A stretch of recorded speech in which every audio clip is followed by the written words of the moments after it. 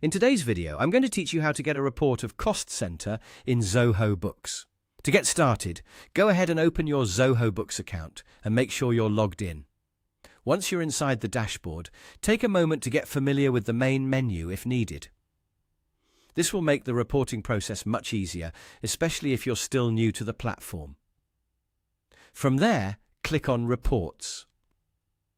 This section is where Zoho Books stores all of your financial and business reports. And it's the place you'll use whenever you want to review performance, compare figures, or analyze specific areas of your business.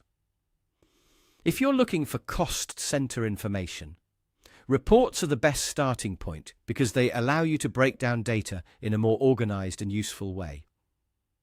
After opening the Reports section, click on Profit and Loss. This report is commonly used to review income and expenses over a selected period, and it can also help you analyze financial activity connected to cost centers. Once the Profit and Loss report opens, you'll be able to adjust the settings based on the kind of report you want to generate. At this stage, feel free to customize the date range and any other available filters or options shown on the screen. For example, you may want to choose a specific month, quarter, or year, depending on the reporting period you need. Customizing the report is important because it helps you focus only on the data that matters to you, rather than viewing a broad set of numbers that may not be relevant for your current analysis. Take your time here and review the settings carefully before running the report. Making sure the date range and other preferences are correct can save time and help you avoid having to repeat the process later.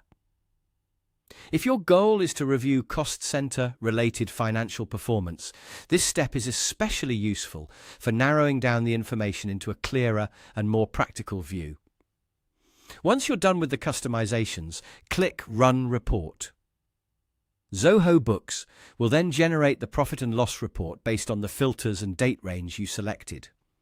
From there, you can review the results and use the report for analysis, internal review, or financial tracking.